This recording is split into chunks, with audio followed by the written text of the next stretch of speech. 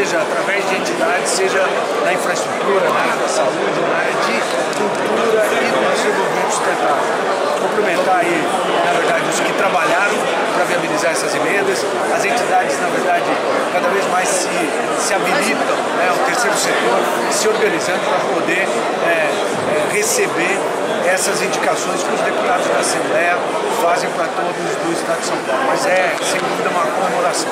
É dinheiro que vai para a base, é dinheiro que vai para as comunidades, né, e que significa a alavancagem do desenvolvimento dessas entidades e desses projetos mais específicos, né.